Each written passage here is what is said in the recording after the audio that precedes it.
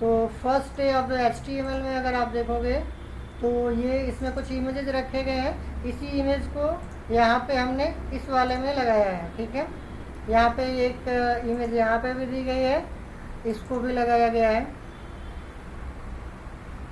तो ये इमेज अगर हमने यहाँ पे डायरेक्ट HTML फाइल के पैरेलल में होगा तो कैसे लगाएंगे, और अगर हमें किसी फोल्डर के अंदर इमेज रखी गई है तो कैसे लगाएंगे।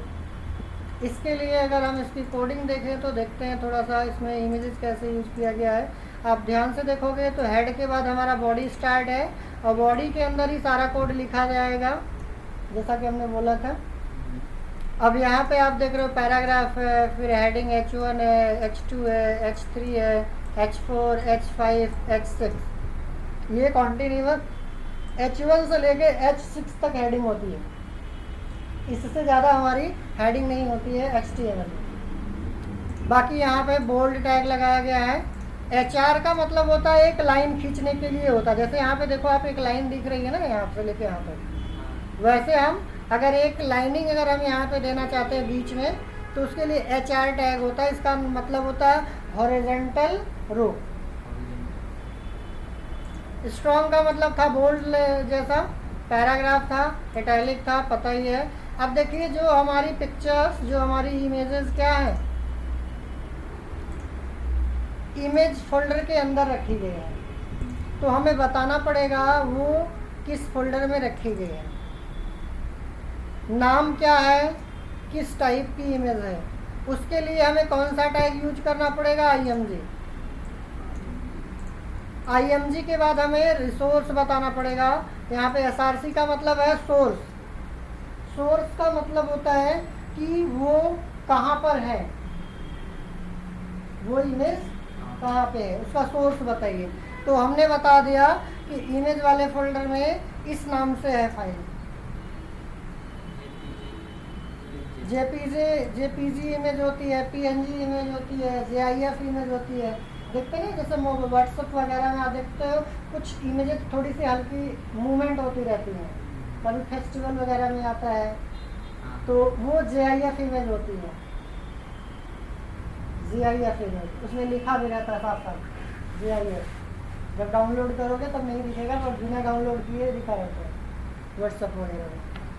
विड्थ हमें कितनी बड़ी हमें इमेज चाहिए उसकी विड्थ हम बता सकते हैं 100%। जितनी बड़ी इमेज है पूरा का पूरा हमें दिखाना है या उसकी विड्थ हाइट थोड़ी सी कम करनी है।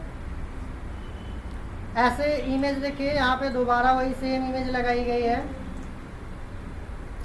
और यहाँ पे ये वाली इमेज क्या है, ये फोल्डर के बाहर जो इमेज थी उसको लगाया गया है। जैसे यहाँ पे अगर आप देखोगे तो एक इमेज हमारा फोल्डर के बाहर है, एक इमेज फोल्डर के अंदर है। तो ये जो फोल्डर के अंदर है वो हमने यहाँ पे सोर्स में बताया है। इसमें आप ऐसे ./ लगा भी सकते हो, नहीं भी लगा सकते हो, वैसे भी दे सकते हो, ठीक है।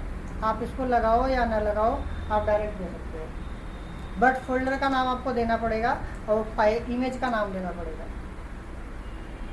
अगर हमारा किसी फोल्डर के अंदर नहीं है, डायरेक्ट है, तो आप डायरेक्ट जो फाइल का नाम होगा, इमेज का नाम होगा, वो आप यहाँ पे डायरेक्ट पास कर सकते हो।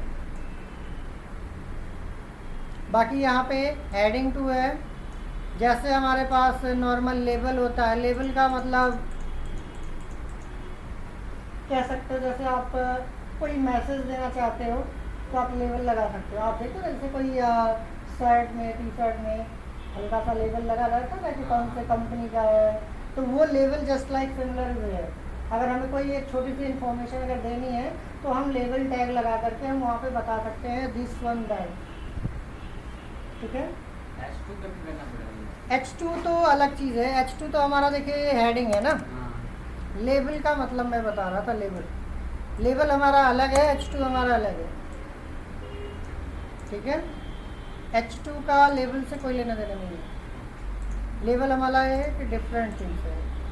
जैसे यहाँ पे भी देखो लेबल लगाया गया ना, तो वैसे आपका लेबल इसमें भी रहेगा।